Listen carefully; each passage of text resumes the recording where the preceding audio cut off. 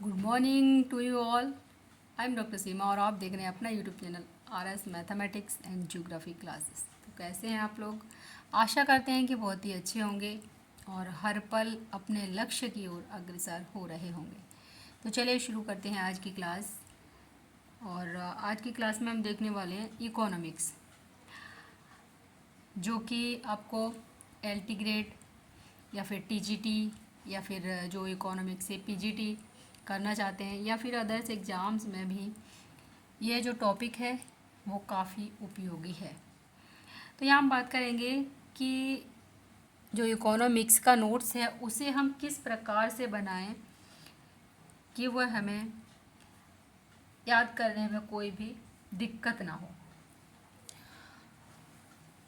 तो सबसे पहले इसमें जो टॉपिक लिया है उसमें हम देखने वाले हैं इन्फ्लेशन, डिफ्लेशन, रिफ्लेशन और डिसइन्फ्लेशन, और साथ में ही बात करेंगे स्टैगफ्लेशन की। अर्थात यहाँ पर जो इंग्लिश के वर्ड यूज किए गए हैं उसका कारण एक ही है, क्योंकि जो हिंदी के शब्द हैं इसके उनमें काफ़ी कन्फ्यूजन रहता है। तो यहाँ पर आप इंग्लिश वर्ड को ही यूज़ करें। जैसा कि आप देख रहे हैं कि मुद्रास्फीति है, मुद्रा संकुचन है, या फिर संकुचन को ही मुद्रा अवस्फीति कहा जाता है। वहीं पर मुद्रा संस्फीति है, मुद्रा अपस्फीति है और गतिहीन स्फीति है, यानी कि कुछ मिलते जुलते शब्द हैं। चलिए तो शुरू करते हैं। सबसे पहला जो है वो है हमारा इन्फ्लेशन, यानी कि मुद्रा स्फीति।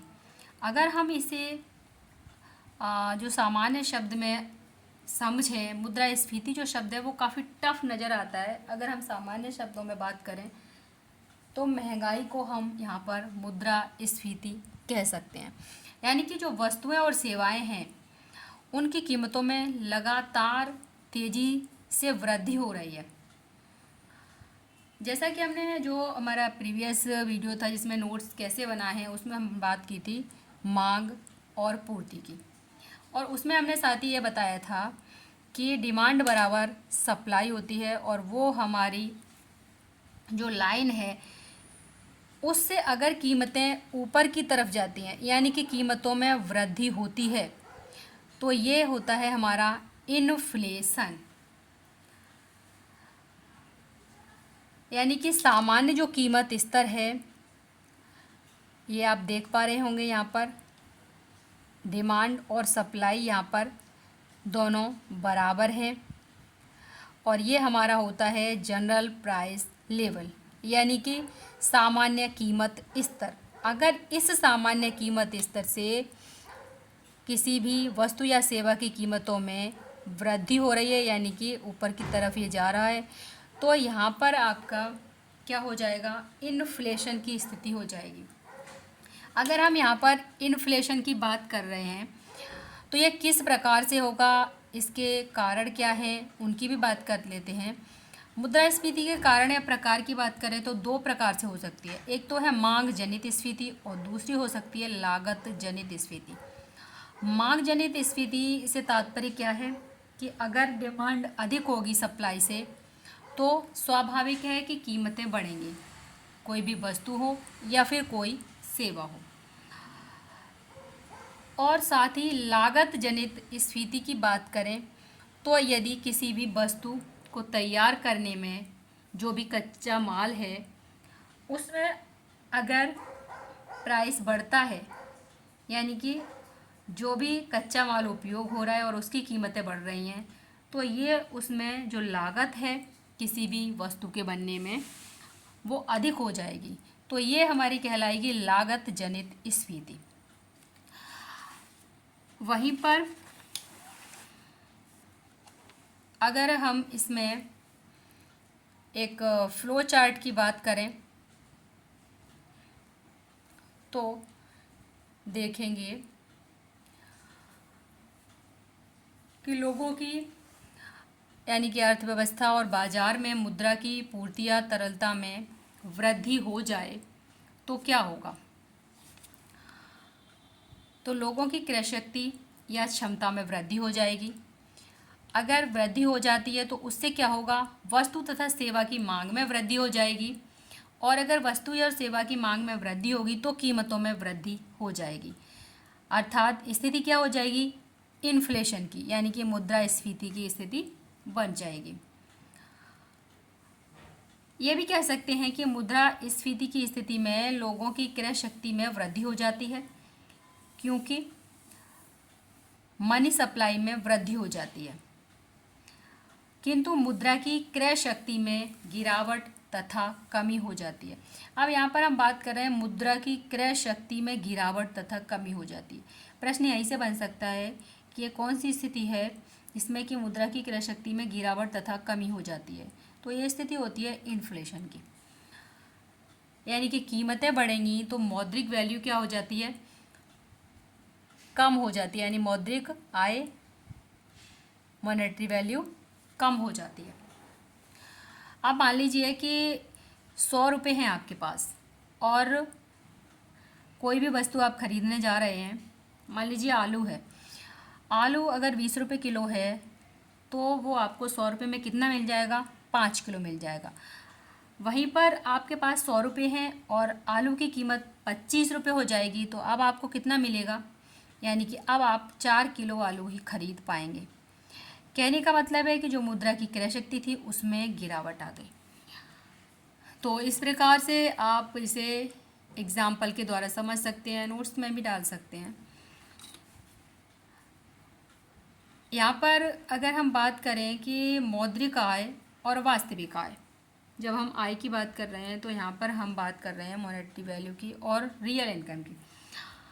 मौद्रिक आय क्या होती है, तो मौद्रिक आय वो होती है जो कि आपको किसी भी कार्य को करने के बाद जो भी पैसे आपको मिलते हैं वो आपकी मौद्रिक आय है। यानी कि जो भी आपको पेमेंट मिलेगा, आप जॉब करते हैं, मंथली आपको जो भी पेमेंट मिलता है वो आपका क्या हो जाएगा, मॉनेटरी वैल्यू हो जाएगी।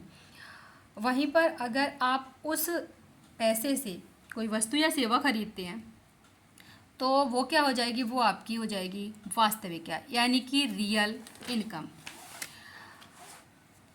नेक्स्ट हम यहाँ पर बात कर रहे हैं अब डिफ्लेशन की, यानी कि अब कीमतें बढ़ गई हैं। ये तो स्थिति हमने देख ली। अब मान लीजिए कि कीमतें कम हो जाएं लगातार। जब अर्थव्यवस्था में वस्तुओं तथा सेवाओं की कीमतों में लगातार गिरावट आती है, अर्थात हमने बात की एक सामान्य कीमत स्तर, यानी कि जनरल प्राइस लेवल।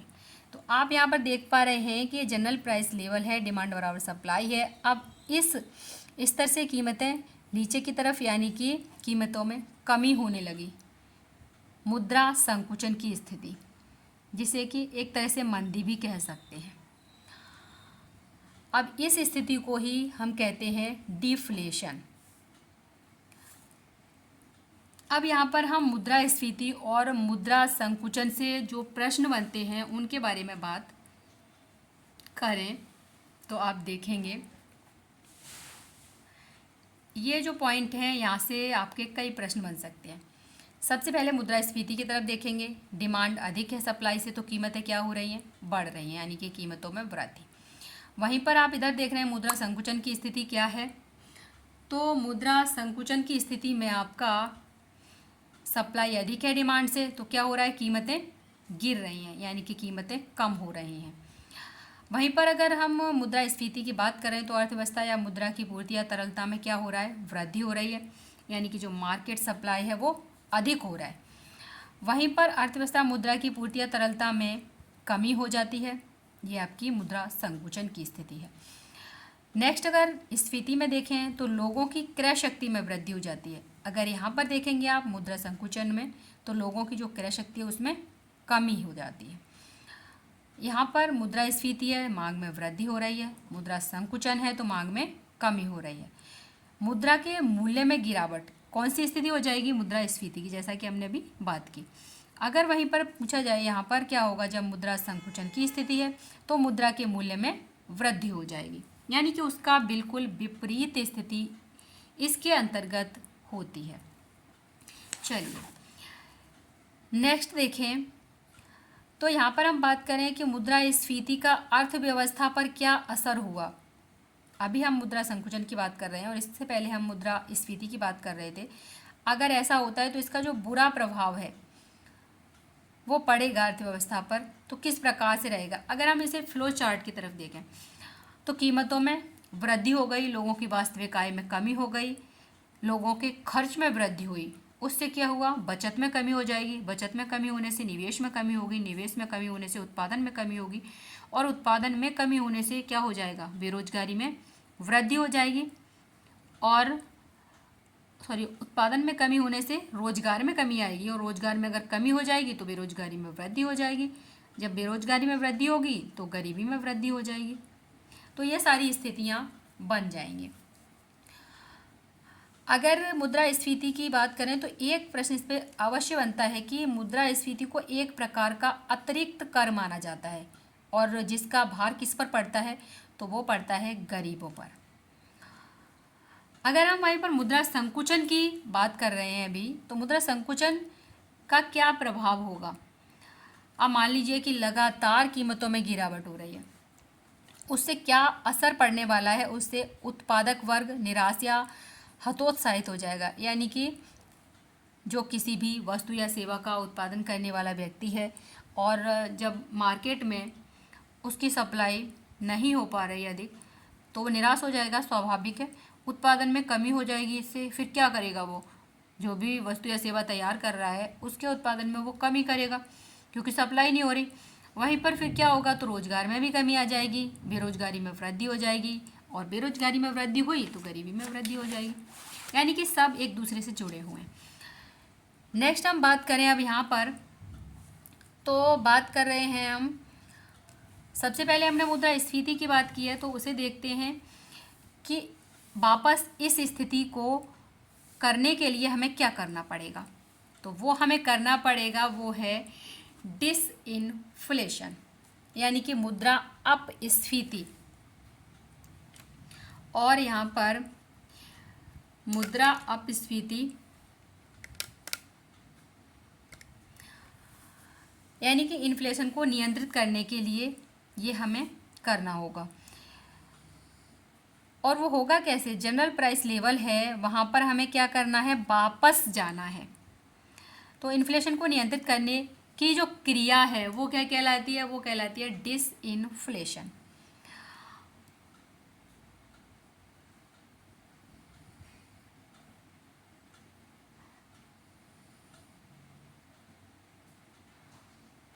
और वहीं पर अगर हम सरकार की बात करें तो सरकार या आरबीआई के द्वारा जानबूझकर मुद्रा की पूर्ति में कमी करके नियंत्रित तथा नियोजित तरीके से कीमतों को कम करना ही क्या कहलाता है, डिसइन्फ्लेशन कहलाता है।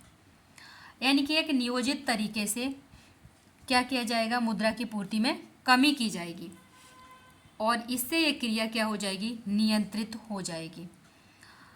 यानी कि सरकार या आरबीआई जानबूझकर मुद्रा की तरलता में कमी कर देगी। अब ये कमी कर देगी तो उससे क्या होगा, उससे लोगों की क्रय शक्ति में कमी आएगी। अगर क्रय शक्ति में कमी आएगी तो क्या होगा, मांग में कमी हो जाएगी किसी भी वस्तु की। अगर मांग में कमी होगी तो कीमतों में भी कमी हो जाएगी, यानी कि नियंत्रित हो जाएगी कीमतें, और उससे क्या हो जाएगा, मुद्रास्फीति का नियंत्रण हो जाएगा। अगर हम इसको एक, ये देखिए, ये है इसका डायग्राम। ये कीमतें जो कि ऊपर जा रही थी, ये थी हमारी इन्फ्लेशन की स्थिति। इसे नियंत्रित करने के लिए हमने किया है डिसइन्फ्लेशन, यानी कि मुद्रा अपस्फीति की स्थिति को जानबूझकर सरकार के द्वारा किया जाता है ये उपाय, और ये स्थिति वापस यहीं पर आ जाती है। यानी कि जनरल प्राइस लेवल है, डिमांड बराबर सप्लाई, यानी कि संतुलन की स्थिति आ गई। अब यहाँ पर मुद्रास्फीति को नियंत्रित करने की क्रिया है ये। अब हम नेक्स्ट इसमें रिफ्लेशन की बात करते हैं। अब रिफ्लेशन क्या है, तो रिफ्लेशन है आपका यानी कि मुद्रा संस्फीति। अब मुद्रा संस्फीति में क्या स्थिति होगी, तो इसमें जो मुद्रा संकुचन था उसको हम वापस कहाँ ले जा रहे हैं, वापस ले जा रहे हैं जनरल प्राइस लेवल पर, और जो स्थिति है ये, यही हमारी रिफ्लेशन कहलाती है। यानी कि सरकार या आरबीआई के द्वारा जानबूझकर नियंत्रित व नियोजित तरीके से वस्तुओं तथा सेवाओं की कीमतों में वृद्धि करना ही मुद्रा संस्फीति है। यहीं पर अगर हम बात करें कि जो सरकार या आरबीआई के द्वारा नियंत्रित व नियोजित तरीके से अर्थव्यवस्था या मुद्रा की पूर्ति या तरलता में वृद्धि की जाएगी। अगर इन्फ्लेशन था तो उसमें क्या किया जा रहा था, कमी की जा रही थी, और वहीं पर यहाँ पे क्या किया जा रहा है, उसका अपोजिट बिल्कुल, कि यहाँ पर क्या किया जा रहा है, पूर्ति या तरलता में वृद्धि की जा रही है। अब उससे क्या होगा, उससे लोगों की क्रय शक्ति में वृद्धि हो जाएगी। अगर क्रय शक्ति में वृद्धि होती है तो मांग में वृद्धि होगी, और मांग में वृद्धि होती है तो क्या होगा, उत्पादन में वृद्धि होगी, रोजगार में वृद्धि होगी, और बेरोजगारी में कमी हो जाएगी, और जो मंदी है उस पर क्या हो जाएगा, नियंत्रण हो जाएगा। अगर हम इसको देखें डायग्राम के द्वारा तो आप देख सकते हैं, ये है इसका डायग्राम, यानी कि जो कीमतें थी जो जनरल प्राइस लेवल से नीचे की तरफ जा रही थी, यानी कि कम हो रहा था, वो उसको हम नियंत्रित करने के लिए यहाँ वापस पहुँचे हैं, और जनरल प्राइस लेवल पर यानी कि डिमांड बराबर सप्लाई होने लगा। और ये जो प्रक्रिया यहाँ से यहाँ तक जो सरकार के द्वारा की गई उसको ही क्या कहा है, रिफ्लेशन।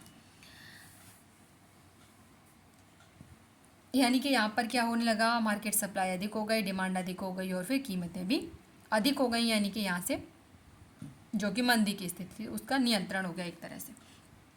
अगर हम इसकी बात करें तो मुद्रा संकुचन को नियंत्रित करने की क्रिया को ही मुद्रा संस्फीति कहते हैं। वहीं पर मुद्रा संस्फीति की प्रक्रिया तब अपनाई जाती है जबकि पहले से अर्थव्यवस्था में क्या होनी चाहिए, मुद्रा संकुचन की स्थिति होनी चाहिए। प्रश्न यहाँ पर भी बन सकता है। नेक्स्ट हम बात कर रहे हैं यहाँ पर,